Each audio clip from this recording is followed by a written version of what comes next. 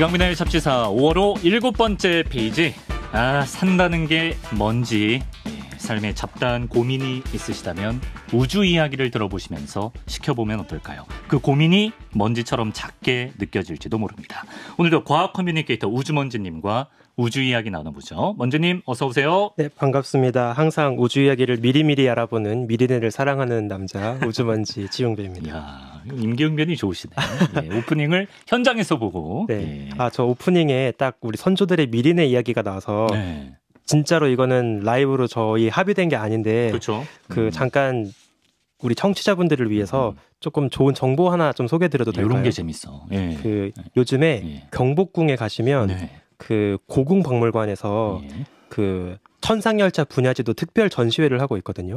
예. 그래서 너무 전시가 좋았어요. 제가 우주 그린 조선시대 지도인가요? 네, 석판에 은하수랑 당시 조선시대 별자리 같은 거를 이제 새겨놓은 그 지도 관련해서 조선시대 그 과학자들이 어떻게 우주를 봤는지, 그다음에 어떤 식으로 우주를 이해했는지 이런 거를 약간 그 기획전 같은 걸 하고 있더라고요. 그래서 근데 너무 좋았던 게 마지막에 가면 그 천상열차 분야지도 실물에다가 미디어 파사드처럼 그 영상을 쏴가지고 그 실제 유물에다가 당시 선조들이 어떻게 우주를 이해했는지를 알려주더라고요. 그래서 너무 그 기획 자체가 너무 좋았던 기억이 있어서 제가 지난 주말에 갔다 왔는데 또 이 잡지사 청취하시는 우주 좋아하시는 분들은 뭐 경복궁 멀지 않으니까 한번 갔다 오셔도 좋을 것 같습니다. 너무 좋은데요. 네. 경복궁에서 열리고 있답니다. 참고하시고요. 오랜만에 댓글 몇 개 잠깐 소개하고 가겠습니다. 요새 이제 우주먼지님 영상에 자꾸 이제 라임을 써서 이제 쇼미더머니 나갈 분들이 몇 분 계시는데 우주는 먼지, 암흑물질은 먼지, 잡지사는 멋짐. 뭔지 모르겠다. 그런데 우주 재미나 이런 거. 그리고 이제 또 외계어 비슷한 걸 적어주시는 분들도 많이 계십니다. 뭐 위용, 뭐 삐요, 띠띠띠로리리, 띠또리리, 띠띠띠로리로리도. 예. 이런 댓글들이 왜 달렸다고 생각하시나요? 제가 뭐 사물모사 개그를 해서 그러지 않을까 싶습니다. 예, 그렇습니다. 오늘도 힘차게 출발하는 의미에서 뭐 구급차 소리 한번 듣고 갈까요? 어떤가요? 네. 위용. 출발! 네. 좋습니다. 이게 뭐야? INTJ 2명 데려다 놓고 이런 걸 시켜. 예. 잡다한 우주사전. 오늘은 천문학자 시리즈는 이제 한 주 쉬어가고요. 오늘의 주제는 너무 일찍 죽어버린 은하가 있다고 합니다. 그 이야기를 해볼 텐데 일찍 죽어버린 은하? 이거 뭐 어떤 얘기입니까? 일단 일찍 죽어버린 은하에 대해서 이야기를 하기에 앞서서 이제 좀 도움을 드리려면 은하가 죽는다라는 게 뭔지부터 좀 설명을 드리는 게 좋을 것 같거든요. 네. 얼핏 들었을 땐 조금 이상하게 들릴지 모르겠어요. 은하는 생명체가 아니잖아요. 아니죠. 그렇죠. 그냥 별들이 뭐 수천억 개, 수조 개가 모여있는 천체에 불과한데 은하가 만들어지는 건 뭐 그렇다 쳐도 죽는 건 대체 뭘까? 이제 이런 생각이 들 수가 있을 것 같아요. 천문학에서는 은하의 죽음을 어떤 식으로 정의를 하냐면 더 이상 그 은하에서 새로운 별이 만들어지지 않을 때 더 이상 새로운 별이 만들어지지 않게 되면 그 은하는 생명력을 잃었다라고 평가를 합니다. 인구 유입 안 되는 그 농촌 지역 같이. 네. 소멸하는 지역 같이. 네, 그런 식으로 볼 수가 있는 거죠. 그래서 계속 열심히 별을 많이 만들고 있는 그런 출석률이라고 볼 수 있겠죠. 출석률이 높은 은하는 아주 열심히 잘 살고 있는 액티브한 활동성이 높은 은하라고 볼 수가 있고요. 거의 이제 재료가 다 떨어져서 새로운 별을 많이 만들지 못하는 출석률이 이제 제로에 가까이 가고 있는 굉장히 슬픈 은하는 죽음을 맞이한 은하라고 볼 수가 있겠죠. 그래서 최근에 이제 어떤 발견이 있었냐면 제임스 웹으로 이제 우주 끝자락들을 지금 보고 있잖아요. 근데 보통 우리가 초기 우주 끝자락을 보게 되면 어떤 은하를 보통 기대를 하게 되냐면 일단 초기 우주를 보는 거기 때문에 원시 은하들은 대부분 요즘에서 볼 수 있는 덩치 큰 은하들에 비해서는 질량이 작습니다. 왜냐하면 갓 태어난 애기 은하들이기 때문에 일단 덩치가 작아요. 그리고 또 갓 태어난 애기 은하들이기 때문에 엄청나게 열심히 막 폭풍 성장을 하고 있습니다. 그래서 보통 우리가 먼 우주에서 볼 수 있는 제임스 웹 관측 같은 걸로 볼 수 있는 원시 은하들은 질량은 우리 은하보다 한 100배 정도 가볍고 그리고 별들은 거의 10배에서 1000배 가까이 왕성하게 태어나고 있는 그런 꼬꼬마 폭풍 성장 은하들을 볼 수가 있거든요. 질풍노도의 시기 그 언저리. 네, 그렇죠. 그런데 이번에 제임스 웹으로 어떤 은하가 발견이 됐냐면 이름이 좀 길어가지고 제가 외울 수가 없어서 약간 컨닝을 좀 하겠습니다. 제이즈 GS G7 01 QU라고 하는 제 은하가 관측이 됐는데 이 은하는 굉장히 먼 거리, 한 130억 광년 정도 거리에 떨어져 있거든요. 그런데 이미 대부분의 별 탄생이 끝나서 이미 그냥 죽어 있는 것처럼 관측이 되는 거예요. 아, 그러니까 완전 초기 은하인 것은 맞는데? 네, 맞습니다. 그러니까 거리만 놓고 보면 이건 확실히 아주 먼 초기 우주에 존재하고 있는 원시 은하가 100% 맞거든요. 맞는데. 그런데 너무 일찍이 죽어버린 모습으로 있는 거죠. 애기 내지는 뭐 사춘기 시기여야 되는데 죽어 있다고요? 그렇죠. 약간 겁내긁은 거죠. 그래서 이 애늙은이 은하는 대체 뭘까? 이거가 지금 천문학자들 사이에서 되게 큰 이슈로 떠오르고 있습니다. 아, 애늙은이 은하. 혹은 뭐 요절한 은하. 이런 느낌인 것 같아요. 네, 맞습니다. 아, 그 은하에 대한 이야기를 하면서 어떤 은하의 생로병사의 비밀이랄까요? 은하가 이제 탄생해서 이제 늙어가고 또 죽어가는 모습, 이런 것들 한번 배워볼 수 있을 것 같습니다. 그 전에 오늘 중요한 용어를 하나 기억하셔야 될 것 같은데, 은하의 퀸칭이라는 용어가 있다면서요? 아, 네.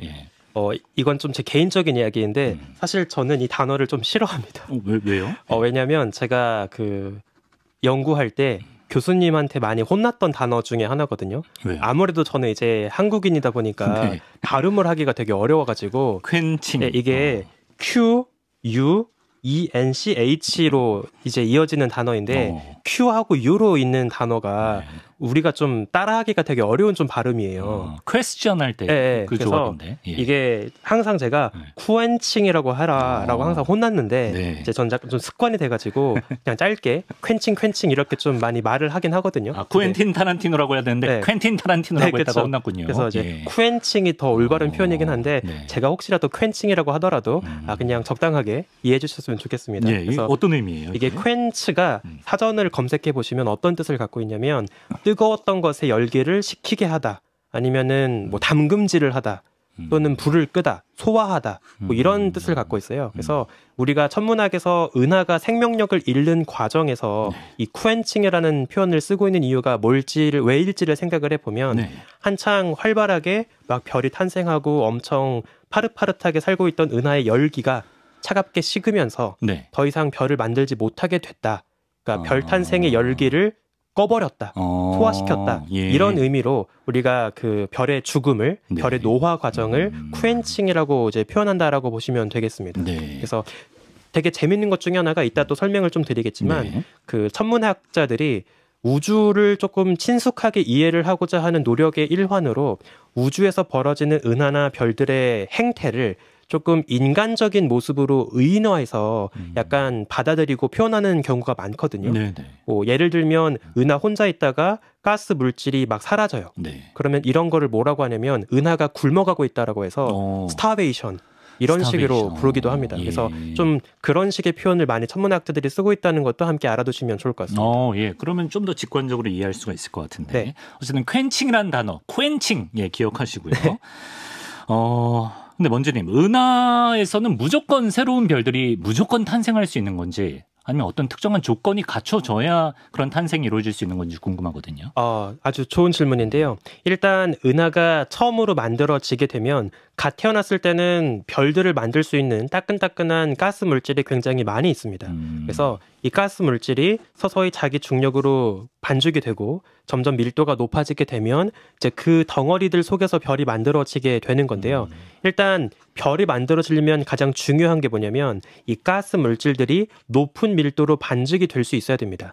그래서 어떤 조건이 먼저 필요하냐면 너무 지나치게 높은 온도로 가스 물질이 달궈지면 안 돼요. 만약에 그 가스 구름의 온도가 너무 뜨거워지게 되면 가스 물질이 너무 빠르게 막 움직이게 되면서 뭉쳐지기가 어려워지게 되겠죠. 뜨거. 맞습니다. 호들갑 부리면서. 그렇죠. 그래서 적당히 낮은 온도가 유지가 되어야 차분하게 반죽이 되고 뭉쳐지면서 그 덩어리들이 이제 별이 될 수 있습니다. 만약에 반대로 너무 뜨거운 물질이 들어온다거나 아니면 내부에서 막 되게 혼란스러운 어떤 현상이 벌어지면서 가스 물질의 온도를 되게 뜨겁게 가열시킨다거나 그러면 오히려 별 탄생의 효율이 떨어질 수도 있죠. 그래서 최대한 온도를 차갑게 유지시켜주면서 또 바깥에서 최대한 많은 양의 신선한 가스 물질을 끌어올 수 있는 그러한 조건을 유지를 해야 은하들은 최대한 오랫동안 생명력을 유지를 할 수가 있게 되는 겁니다. 그럼 온도가 뜨거워지고 에너지가 더 많아질수록 코엔칭이 더 잘 일어나겠네요. 맞습니다. 그게 이제 은하가 노화되는 대표적인 방법들이라고 볼 수가 있겠죠. 코엔칭의 메커니즘을 크게 두 가지로 분류할 수 있다고 들었는데 어떻게? 맞습니다. 일단 코엔칭의 그 방식을 은하 노화 방식을 우리가 크게 두 가지로 분류를 해보자면 일단 첫 번째 외부적인 요인으로 인해서 은하가 노화가 되는지 아니면 내부적인 그냥 자기 스스로의 원인으로 인해서 노화가 되는지로 우리가 생각해 볼 수 있을 것 같아요. 약간 이런 거죠. 그러니까 예를 들면 그냥 혼자 살다가 그냥 나이가 들어서 피부에 주름살 생기고 허리 굽고 하는 건지 아니면 바깥 생활하면서 세상 풍파 겪으면서 고생해가지고 막 주름 생기고 피부 타고 막 이런 건지 약간 이런 식으로 구분을 할 수가 있을 것 같고요. 그다음에 이제 또 얼마나 빠르게 늙는지 노화 속도를 가지고도 구분을 할 수가 있을 것 같아요. 우리도 가끔 친구들 보면 똑같은 나이인데 어떤 친구는 약간 동안인 친구가 있고 어떤 친구는 이미 고등학생 때부터 저희 중학교 때 얼굴이에요. 학교 선생님 같은 얼굴을 하고 있는 친구들이 있잖아요. 그래서 노화의 속도를 가지고도 그 노화의 메커니즘을 또 분류를 할 수가 있습니다. 그렇군요. 그럼 어떤 요인부터 어떤 메커니즘부터 알아보면 좋을까요? 일단 그러면 조금 상상하기 쉬운 것부터 한번 이야기를 해볼 텐데요. 외부적인 요인 그리고 비교적 빠른 속도로 이루어지는 노화를 한번 생각을 해볼게요. 사실 제가 이제 외부 활동을 하면서 가끔 저를 뭐라고 소개를 하냐면 저는 은하의 충돌과 진화를 연구하는 천문학자입니다라고 이야기를 하거든요. 바로 그 은하의 충돌에 대한 이야기입니다. 은하들은 서로 멀리 떨어져 있기는 하지만 서로 또 강한 중력으로 잡아당기고 있기 때문에 아주 긴 시간에 걸쳐서 서로 반죽이 되고 충돌하고 하는 그런 은하 간의 충돌 상호작용을 주고받습니다. 안드로메다 은하도 우리를 향해서 지금 다가오고 있잖아요. 맞습니다. 그래서 제가 제일 좋아하는 은하 중에 하나가 예전에 잠깐 소개해드렸던 은하인데 그 더듬이 은하 안테나 갤럭시라고 하는 은하가 있습니다. 저 혼자 이제 하트 모양이 보여서 하트 갤럭시라고 우기고 있는 은하가 있죠. 근데 이 은하를 보면 어떤 특징을 볼 수가 있냐면 은하가 처음에 충돌을 하게 되면 각각의 은하가 품고 있던 가스 물질이 굉장히 짧은 시간에 엄청나게 높은 밀도로 막 반죽이 됩니다. 그러면 엄청나게 단시간에 폭발적으로 별들이 막 만들어질 수가 있어요. 우리가 비유적으로 표현하면 별들의 불꽃놀이가 벌어진다라고 볼 수 있겠죠. 그래서 이 시기가 되면 일반적으로 은하 안에서 별이 탄생하는 비율보다 거의 100배, 1000배 가까이 왕성하게 별이 막 폭발적으로 만들어집니다. 그래서 별들이 너무 그러니까 베이비 부모 시대가 오는 거죠. 그래서 이 시기를 천문학에서는 스타 버스트라고 부르는데요. 아까 소개드렸던 그 안테나 갤럭시 역시 대표적인 스타 버스트 갤럭시에 해당을 합니다. 근데 안타깝게도 베이비 부모 시대가 끝나고 나면 별들을 만들 수 있었던 재료가 너무 순식간에 다 써버려지게 되니까 이제는 재료가 다 고갈되는 거예요. 그러면 단시간에 재료가 다 사라지게 되고 곧바로 그 은하는 이제는 더 이상 별을 만들지 못하는 그런 상태가 돼버리는 거죠. 짧고 굵게 끝나네요. 그렇죠. 완전 짧고 굵게 한번 불 사지르고 그냥 이제 죽어버리게 되는 거죠. 그럴 수가 있구나. 그럼 좀 긴 시간을 토대로 천천히 그게 퀸칭이 진행될 수도 있나요? 네. 굉장히 재밌는 질문인데요. 이것도 제가 연구했던 은하들 중에 하나인데요. 이제 은하가 서로 직접 부딪히거나 충돌하진 않지만 은하가 우주 공간을 누비고 헤엄치면서 서서히 생명력을 잃는 것도 가능합니다. 어떤 게 가능하냐면 은하들이 혼자 있는 게 아니라 은하 여러 개가 바글바글 모여있는 은하단이라고 하는 그 구조가 있거든요. 은하단도 마찬가지로 은하들의 밀도가 높은 은하단 중심부로 가게 되면 더 온도가 뜨거워지고 가스 물질의 밀도도 높아집니다. 그래서 은하단 외곽에서부터 은하단 중심부를 향해서 은하가 서서히 빨려 들어가게 되는데요. 빨려 들어가면서 그 은하단 속의 가스 물질 속을 헤엄치게 돼요. 은하들이. 이때 이제 어떤 일이 벌어지게 되냐면 혹시 그 가끔씩 약간 드라이브 하면서 자동차 타고 드라이브 하면서 창문 내려가지고 팔 쭉 창문 바깥으로 뻗었을 때 바람에 밀려가지고 손이 이렇게 뭔가 밀리는 듯한 기분 느껴보신 적 있나요? 기분 좋아요. 그렇죠. 약간 그럴 때 우리가 그걸 뭐라고 하냐면 움직이는 공기처럼 네. 공기나 물처럼 흐르는 유체 속에서 내가 움직일 때 느끼게 되는 압력을 느낀다라고 이야기를 해요. 아, 그래요? 네. 보통 사람들은 그런 거 보면 그냥 폼 잡는다라고 하는데 네. 천문학자들은 네. 그래서 그러한 그 흐르는 유체 속에서 느끼게 되는 압력을 우리가 물리학에서 뭐라고 하냐면 REM 압력. REM 압력. 네. REM pressure, REM 압력이라고 합니다. 예. 뭐 어떤 게 또 가능하냐면 예를 들어서 막 내가 모래를 가지고 장난쳐서 손에 모래가 묻었어요. 네. 그래서 그 모래를 닦으려고 냇물에 갔습니다. 네. 그래서 흐르는 물에다가 손을 그냥 집어넣었어요. 그렇죠. 그러면 물이 흘러가면서 적당히 물에 수압이 작용하면서 알아서 모래를 닦아주죠. 그렇죠. 그때 작용하는 유체 압력이 바로 REM pressure, REM 압력이라고 보시면 됩니다. 예. 똑같이 어떤 일이 작용하게 되냐면 네. 은하도 가스 물질을 머금고 있겠죠. 그런데 그 은하 자체가 은하단 속에 품고 있는 가스 물질 속을 헤엄치면서 네. REM 압력을 받게 되는 거예요. 은하단 속에 가스 물질이 흐르는 물 같은 건데. 네, 맞습니다. 그러니까 네. 그 커다란 은하단을 담고 있는 수조 속에 네. 작은 은하가 풍덩 빠져가지고 네. 막 헤엄치고 있는 거죠. 그럼 어떻게 되나요? 그러면 네. 그 자그마한 은하가 품고 있던 자신의 가스 물질이 REM 압력으로 밀리면서 손에 묻은 먼지처럼. 그렇죠. 손에 묻은 먼지처럼 뒤로 이제 씻겨 나가게 됩니다. 네. 그래서 약간 어떤 식으로 관측이 되냐면 네. 은하 바깥으로 씻겨나간 먼지 흐름들이 길게 촉수 꼬리처럼 막 이렇게 뒤로 흘려나가는 모습이 관측이 되거든요. 약간 어떤 느낌이냐면 헨젤과 그레텔이 걸어가면서 뒤에 빵가루 남기는 것처럼 이렇게 계속 그 궤적을 따라서 가스 물질이 길게 남습니다. 천문학자들은 이걸 보고 뭐라고 별명을 지었냐면 약간 그 해파리들이 촉수를 흘리는 것처럼 보인다라고 해서 실제로 해파리 은하, 젤리피시 갤럭시라고 부르고 있어요. 그래서 이 과정을 통해서 은하들은 은하단 공간을 쭉 누비다가 자신이 품고 있던 가스 물질을 천천히 잃어버리게 되고요. 그러면 결국에 새로운 별을 만들려고 쟁여놓았던 그쵸. 소중한 재료가 사라지게 되겠죠. 그렇죠. 그 작은 은하는. 그러면 그 작은 은하는 결국에 가스 물질을 잃어버리게 되고 더 이상 새로운 별을 만들지 못하는 코엔칭이 끝나버린 상태로 또 되는 겁니다. 그렇구나. 예. 코엔칭이 이루어지는 거죠. 네, 맞습니다. 그래서 이제 소멸 단계로 가는. 야, 요런 또 경우일 수가 있다는 거고요.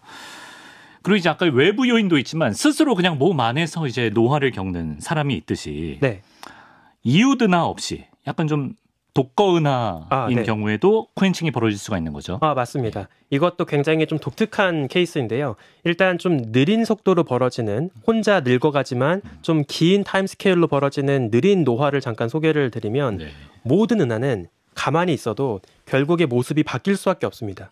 왜냐하면 중심부에서 계속 중력으로 별들을 잡아당기게 되고 그러면 외곽에 맴돌고 있던 별들이 서서히 그 은하 중심부로 끌려오게 돼요. 그러면 이때 굉장히 중요한 변화가 생기게 되는데 결국에 은하 외곽에 돌고 있을 때는 그 별들은 회전 반경이 되게 컸겠죠. 그런데 중력에 의해서 안쪽으로 가라앉게 되면 회전 반경이 짧아지는 효과가 생깁니다. 정확하게 어떤 거랑 비슷하다고 보시면 되냐면 우리 가끔 동계올림픽에서 피겨스케이팅 선수들이 팔 쭉 뻗고 있다가 오므리면 스핀이 빨라지잖아요. 그렇죠. 오므리고 이렇게 팍팍 돌죠. 그것처럼 멀찍이 넓은 반경에 퍼져 있던 별들이 짧은 반경으로 모이게 되면 점점 빠른 속도로 돌게 돼요. 결국에 속도가 빨라진다는 건 그 주변의 운동 에너지가 커진다는 거고요. 운동 에너지는 결국에 그 주변의 온도가 높아진다는 걸로 해석할 수 있습니다. 따라서 아까 제가 처음에 말씀드린 것처럼 별을 잘 만들려면 그 주변 가스 물질의 온도가 뜨거워지면 안 되거든요.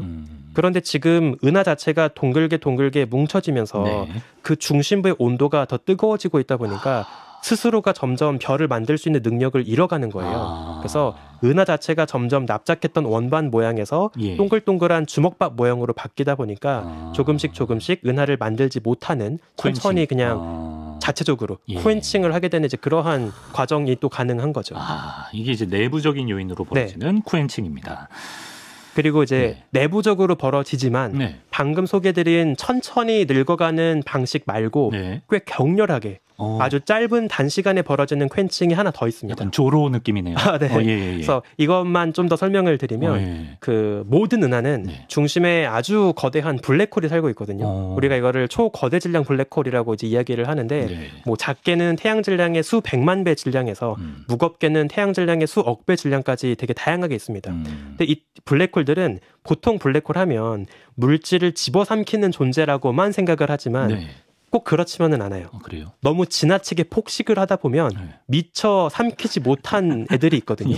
그러면 걔네들은 막 개워냅니다. 먹토를 하는구나. 네. 그래서 막 토해내는 에너지들이 있어요. 그럼 그 에너지 분출로 인해서 오히려 은하가 품고 있던 신선한 가스 물질이 함께 은하 바깥으로 탈출하기도 합니다. 그래서 우리가 이렇게 물질을 막 왕성하게 토해내고 있는 활동적인 블랙홀을 품고 있는 은하를 뭐라고 정의를 하냐면 조금 어려운 표현이긴 하지만 이것도 하나 알아두시면 좋을 것 같아서 은하 중심에, 은하 핵에 아주 난폭한 활동적인 애가 살고 있다라고 해서 활동성 은하 핵, 영어로는 Active Galactic Nuclei, AGN이라고 부르거든요. AGN. 네, 그래서 이 AGN이 살고 있으면 그 은하 중심의 블랙홀의 난폭한 피드백으로 인해서 은하가 품고 있던 가스 물질이 막 탈출하게 되고요. 그럼 굉장히 빠른 속도로 은하는 이제 별을 만들 수 있는 능력을 잃게 되는 거죠. 그래서 이것도 굉장히 중요한 그 은하가 늙어가는 퀘칭이 벌어지는 기작으로 잘 알려져 있습니다. 그렇구나. 그러니까 내부 요인, 외부 요인이 있고 그리고 이제 빠르게 느리게 이루어지는 이 네 가지 경우의 수를 크게 그 네 가지 메커니즘을 하나하나 이렇게 소개를 해주셔서 은하판 생로병사의 비밀을 알아봤습니다. 이제 마치면서 그래서 이제 최근에 제임스 웹 관측으로 발견된 아까 그 이름 길었던 그 친구. 걔한테는 뭐 어떤 사연이 있는 건가요? 사실 아직 우리가 이제 막 제임스 웹으로 처음 발견한 상태이기 때문에 뭐 디테일한 분석을 하긴 좀 어려운 상태이기는 하거든요. 근데 현재 관측된 바에 따르면 이 은하는 거의 겨우 뭐 한 3천에서 8천만 년밖에 안 되는 짧은 시간 사이에 퀘칭이 어느 정도 다 끝난 걸로 관측이 되고 있거든요. 근데 이 정도로 짧은 시간 사이에 은하 전체의 별 탄생이 다 멎을 정도로 대규모의 퀘칭이 가능하려면 일단 우리가 알고 있기로는 아까 마지막에 소개드렸던 그 은하 중심 블랙홀이 개걸스럽게 에너지를 토해내면서 벌어지는 그 AGN 방식이 그나마 가능하지 않을까라고 생각해 볼 수 있어요. 근데 문제가 뭐냐면 지금까지 우리가 기존에 생각했던 우주 모델에 따르면 그렇게까지 이른 우주 초기에는 그 정도로 강하고 무거운 블랙홀이 반죽되기는 어려울 거라고 생각을 했거든요. 그러니까 너무 이른 시점이어서 블랙홀이 반죽이 돼봤자 이제 막 탄생한 적당히 무거운 블랙홀 정도나 있겠지라고 생각을 한 거예요. 근데 지금 관측된 이 결과를 설명하려면 그것보다 훨씬 더 무겁게 꽤 많이 성장한 블랙홀이 이미 그 시기에 존재했어야 한다라는 생각을 할 수 있거든요. 그래서 굉장히 이제 많은 의문을 남기게 되는 건데 사실 지금까지 제임스 웹을 통해서 발견된 여러 발견들을 보면 약간 일맥상통하는 그 이야기들이 하나 있습니다. 어떤?